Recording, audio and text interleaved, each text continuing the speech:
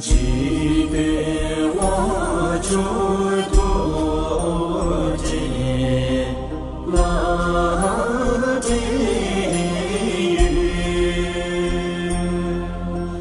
有个看在那多也罢了，陪你的所见呀，终为你，我们能给下那是我的。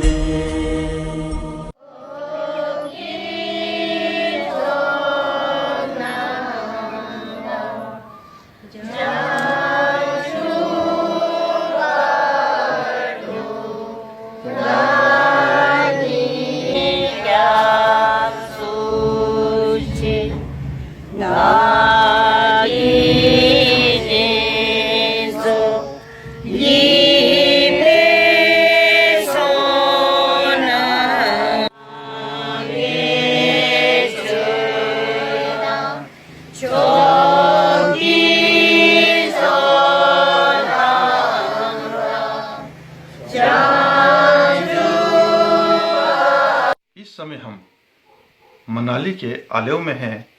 यहाँ एक भव्य भूटानी गोम्पा है। 9th शब्दिंग रिम्पोचे जी का ये गोम्पा है। इस गोम्पा में लगातार बौद्ध धर्म का प्रचार प्रसार हो रहा है। ऐसे बच्चों को भी यहाँ शिक्षा प्रदान की जा रही है जो आर्थिक रूप से संपन्न नहीं है। ऐसे बच्चों के लिए भी यहाँ शिक्षा का प्रचार प्रसार और उनके पढ़ाई लिखाई का भी खर्चा उठाया जा रहा है। हम बात करेंगे आज यहाँ नावंग जी से, जो बेसिकली हमारे जनजातीय इलाका पांगी से हैं और बचपन से ही ये इनके साथ काम कर रहे हैं। बनारस में ये अपनी पढ़ाई करते हैं और समर में कुछ दिन यहाँ बच्चों को शिक्षा देने के लिए, प्रचार प्रसार के लिए यहाँ आते हैं। हम बात करेंगे नावंग से। नावंग जी, आपका स्वागत है। आप थोड़ा अपना परिचय दें। मेरा नाम नावंग सिटुप है और मैं पांगी से हूँ, पांगी परमार पटौरी से। लेकिन मेरे मतलब खंडू रिम्पोचे के थ्रू ही मैं यहाँ पर आया हूँ।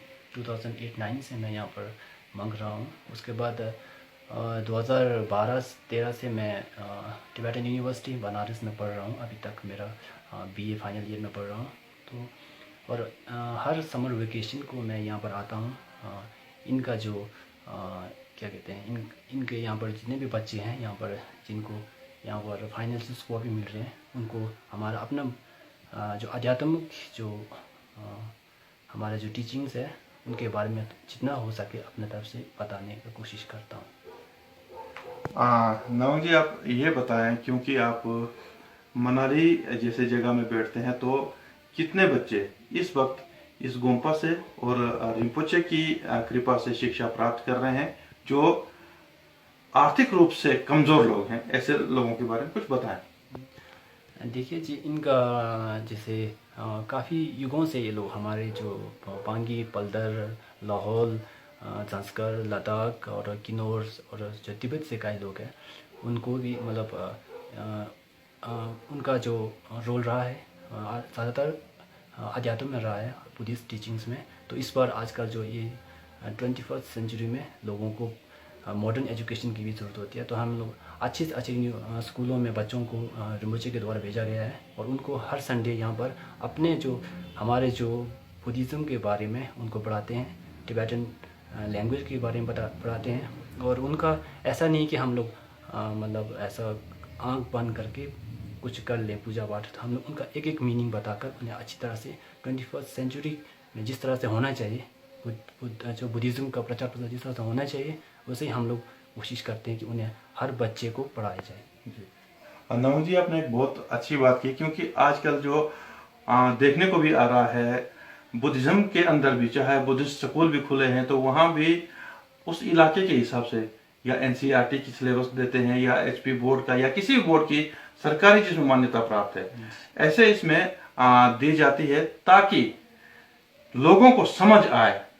अन्यथा लोगों को समझ नहीं आती थी। इस विषय को बारीकी से विद्यार्थियों को पढ़ाने के लिए और क्या कारगर तरीके हैं जिससे विद्यार्थी भी समझे और लोग भी समझ पाए? देखिए जी, ऐसा है कि अगर हम लोग बुद्धा के समय तक के बारे में बात करेंगे तो बुद्धा ने जम्बू द्वीप के हर एक कोने में जाकर अपना प्रचार प्रसार किया। बुद्धा के बाद जो है हमारे बुद्धिज़्म के जो स्कॉलर्स हैं उन्होंने संगीति किया ताकि बुद्धिज़्म है उसको संगायन करके एक जगह इकट्ठा किया। उसके बारे में धीरे धीरे मतलब कहीं ना कहीं हमारा बुद्धिज़्म जो है यहाँ पर इंडिया में लुप्त हो गया। तो आज के समय भी जहाँ तक बुद्धिज़्म का मान्य है, लामा और जो भी भिक्षुओं तक ही सीमित था। तो आज के समय में जैसा कि दलाई लामा जी कहते हैं कि हर एक लोगों को ये जिसको भी सांसारिक दुख से मुक्ति प्राप्त करना है तो उनको अपने आप के द्वारा खुद ही मतलब जिस प्रकार से भगवान बुद्ध ने कहा कि मैं तुम्हारा मार्गदर्शक हूँ, तुम खुद को ही ये रास्ता चुनकर खुद को यहाँ से इस क्या कीचड़ बड़े सांसारिक दुख से ऊपर बुद्धत्व को प्राप्त करना है। तो हर एक मनुष्य को खुद मतलब वो सिर्फ भिक्षु ना होकर ले पीपल जो साधारण मनुष्य है सभी का हक है, सभी को पढ़ना चाहिए। तो हम सभी को पढ़ाते हैं इक्वलिटी। नौ जी, हम देख रहे हैं अभी यहाँ मनाली के अंदर भी अलेव में स्थानीय लोग बढ़ चढ़ करके आ रहे हैं, बुद्ध धर्म की ओर बहुत अच्छे से आकर्षित हो रहे हैं। इसके पीछे का कोई मुख्य वजह? इसके बीच जो मुख्य वजह रहा है वो ज़्यादातर आज इस जो समय का जो शासक कह सकते हैं उसे दलाई लामा जी को मानते हैं, तो वो है। उसके बाद जो हमारे गुरु जी यहाँ पर शब्दुंग नोंगेल जो 9 शब्दुंग रिम्पोचे, उन्होंने यहाँ पर इतना अच्छा एक गोम्बा बनाया है। और उनका जो धर्मपत्नी खंडू रिम्पोचे, इनका पूरा फैमिली का एक अच्छा रोल रहा है। इनका वंशा के सीढ़ी से लेकर अबू रिम्पोचे से रिम्पोचे सभी का एक रोल रहा है। और ख़ासकर जो खंडू रिम्पोचे जो कि आध्यात्म के साथ साथ उनको जो है मॉडर्न जो है नॉलेज भी बहुत सारे हैं उन्होंने विदेश से भी पढ़ा हुआ है। तो उन्होंने मतलब खुद के अनुभव के अनुसार तो मतलब उन्होंने एक कार्य शुरू किया है जिसे देखकर यहाँ के आसपास के जो भी औरतें हैं सारे आ रहे हैं। उसके साथ साथ और भी ऐसे लोग हैं जो हमें मतलब पर्सनली कांटेक्ट कर रहे हैं कि हम भी पढ़ना चाहते हैं लेकिन समय का थोड़ा नहीं बन रहे। तो इसके वजह से बहुत सारे लोग इससे अट्रैक्ट हो रहे हैं। जैसे कि आजकल हमारा जो बुद्धिज़्म है वेस्टर्न में बहुत सारा फैल गया है। जो हमारा ये जो खंडू रिम्पोचे का जो ये ट्रस्ट रहा है, यहाँ का जो एजुकेशन प्रोजेक्ट रहा है, इसमें जो इन्होंने एक डाकिनी ग्रुप बोल के यहाँ पर एक शुरू किया है। इसका भी दिल्ली से ऑस्ट्रेलिया, हांगकॉन्ग कई जगह पर इनका एक धर्मा सेंटर है। तो इसका भी इसको देखकर लोग काफ़ी अट्रैक्ट होकर लोग आ रहे हैं। जैसे कि लाहौल की औरतों ने मुझे कहा था कि हम लोगों के घर में पोथी है, ऐसा है। उनका मतलब नहीं पता होने के कारण हम लोग सिर्फ उसका पूजा करके वहीं तक सीमित थे। लेकिन आज तो इस पोथी के अंदर क्या है इसका भी थोड़ा मतलब पता होने के बाद और इसके बारे में जानने की जो जिज्ञासा है वो उनमें पैदा हो रहे हैं। तो उनका जो हमेशा क्वेश्चन रहता है जब मैं यहाँ पे पढ़ाने आता हूँ तो मुझे भी क्वेश्चंस काफ़ी आते हैं। खंडू रिम्पोचे जब आते हैं उनको भी क्वेश्चंस आते हैं। और एक ये जगह जो रिम्पोचे खुद का इतना ब्लेसिंग, जहाँ पर रिम्पोचे 9 शब्दुंग रिम्पोचे भूटान का उनका एक अच्छा ब्लेसिंग रहा है। तो लोगों का उनके साथ भी जो रिलेशन थे वो एक बार फिर से उभर के आ रहे हैं। तो ऐसा है। अंत में एक प्रश्न रहेगा, क्योंकि आज कहीं ना कहीं युवा वर्ग जो है नशे की ओर जा रहा है, जो बहुत चिंता का विषय है। इसको लेकर के आप क्या एक मैसेज देना चाहोगे? नशे के बारे में जी, नशा कुछ तो नशे के बारे में अगर आप जब तक आप मतलब ऐसे फ्री हैं, मैं तो ये सोचता हूँ जब तक लोग फ्री हैं तो नशा वगैरह करेंगे। जब लोगों का ध्यान जो है पढ़ाई की ओर, अध्यात्म की ओर जाएंगे तो उसे वो समय नहीं मिलेगा कि वो नशा कुछ करें। और उसके बाद वो फालतू की बातें करना, गपशप करना, इसके बाद उन्हें एक दूसरे का जो लत लग जाता है नशे का। तो इससे मुक्ति के लिए हमारे बुद्धिज़्म में मेडिटेशंस कराते हैं, विपाशना वगैरह कराते हैं। और खंडू रिम्पोचे ने भी यहाँ पर बीच में काफ़ी कराए थे। और आप लोगों के जो लाहौल के क्या करदंग गुम्बा में एक बार मेडिटेशन का वो कराया था, वहाँ पर रिम्पोचे जी भूटान से एक रिम्पोचे बता रहे थे। तो ऐसा करके उसके तरफ युवाओं का जो एक क्या रुझान जो जब आएगा तो उनको लगेगा, उसमें जब उन्हें पता चलेगा कि असली में जो ये नशा है उससे उन्हें हानि हो रहा है, तो मेडिटेशन करके उससे मतलब मुक्ति प्राप्त कर सकते हैं। जितना हो सके उससे हम लोग दूर जा सकते हैं। और हमारा जो पीस ऑफ माइंड बोलते हैं ना, जब तक हमारे माइंड को पीस नहीं है तब तक लोग पीस ढूंढने के लिए नशा यूज़ करते हैं। जब हमें पता चला कि रियल पीस वो नहीं है जो वो लोग कर रहे हैं, रियल पीस जो अध्यात्म में मेडिटेशन करने से मिलता है, उसका जो पीस वही रियल पीस है। तो इससे काफ़ी हद तक मतलब हमने विदेशों के लोगों से देखा है उनका नशा मुक्ति के बारे में बुद्धिज़्म के द्वारा। तो हाँ, हमारे हिंदुस्तान में भी अभी तक जो युवाओं का जो एक धीरे धीरे रुझान आ रहा है, तो धीरे धीरे मैं सोचता हूँ कि नशा भी ख़त्म हो जाएगा। नमो जी, आपने आज एक बहुत ही अच्छी बात बताई। सही मायने में विदेशी लोग अब बहुत ही बुद्ध धर्म के फैन फॉलोअर्स हो रहे हैं, बहुत ज़्यादा संख्या में बढ़ रहे हैं। हम देखते आ रहे हैं जहाँ भी कहीं भी इस तरीके का बड़ा आयोजन होता है तो वो लोग ध्यान मग्न होकर के मन लगा करके सुनते हैं। तो इसके पीछे का लॉजिक बताएं। इसके पीछे जो है हमारा जो एक तो हम लोगों में उनमें जो फ़र्क है, हमारा जो वेस्ट और ईस्ट जो हमारे इस साइड के जो लोग हैं एशिया में सभी ज़्यादातर लेज़ी टाइप के होते हैं, जो सच बात है। और वो वेस्ट में जो होते हैं ज़्यादातर उनके पास एक इंटरेस्ट होता है हर चीज़ को जानने का। हम लोगों में क्या होता है कि श्रद्धा होती है, हमारे लोगों में बहुत ही श्रद्धा होती है।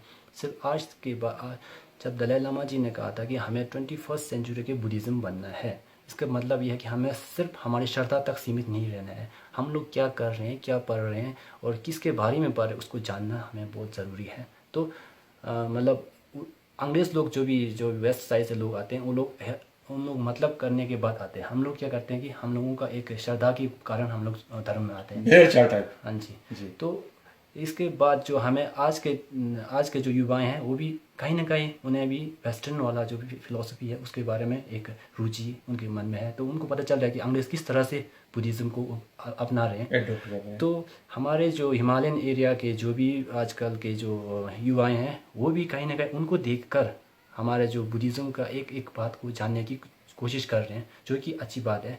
इसे देखकर हमारे जो क्या कहते हैं जो औरतें हैं, पुरुष हैं, उन्हें भी कहीं ना कहीं इनका मतलब समझने की आजकल जो जिज्ञासा उत्पन्न हो रही है। तो अंग्रेज़ों को जो एक अलग तरीका है आने का, हमारा जो है एक अलग है। और हम में अच्छी क्वालिटी क्या है कि हमारे पास जो श्रद्धा जो है वो मन से होती है। ये है। हाँ जी। नमो जी, आपने अपना बहुत ज्ञानवर्धक बातें हमें हमारे दर्शकों को बताई। हम भी उम्मीद करेंगे कि लोग और खासकर युवा वर्ग इस ओर आकर्षित हों, प्रेरित हों। और मुझे व्यक्तिगत तौर पे आपके साथ मिलकर के बहुत अच्छा लगा, क्योंकि आप एक जनजातीय इलाके के होने के बावजूद आज इस मुकाम में इतना अच्छा कर रहे हैं। ये हमारे पूरे एरिया के लिए गर्व की बात है। तो आपका एक बार पुनः धन्यवाद। मुझे बहुत खुशी मिलती है क्योंकि 2016 में जब मैं फर्स्ट टाइम गोम्पा में आई थी, वैसे मैं हिंदू धर्म से हूँ, बट खंडू रिम्पोचे से फर्स्ट बार मिले थे तो उनके विचारों से मैं इतनी प्रभावित हो गई थी। इसी वजह से मतलब मुझे लगता है कि जो बुद्ध धर्म है, मैं ऐसा नहीं बोल रही हूँ धर्म सभी अच्छे होते हैं, मैं धर्म का प्रचार के लिए नहीं बोल रही हूँ, लेकिन खंडू रिम्पोचे जो यहाँ सब जितनी भी औरतें आती है उन सबको एक शांति का संदेश, मतलब सबको एकजुट होकर कैसे चलना है, कैसे हम मतलब अपने एंगर को कंट्रोल कर सकते, कैसे एक मतलब अहिंसा वाला मार्ग छोड़ के किस तरह से हमने वो करना है। तो तब से मैंने वही सीखा। वैसे मैं पहले मतलब अपने आप में बदलाव देखा है, तो यहाँ आना हमें बहुत अच्छा लगता है। और मैं 2016 से आती हूँ और मेरे दोनों बच्चे भी आते हैं। हम रेगुलर हर संडे को यहाँ पे पूजा पाठ करने, मतलब जो भी गुरु माँ ने हमें सिखाया है वो सब वो करके हमें बहुत अच्छा लगता है।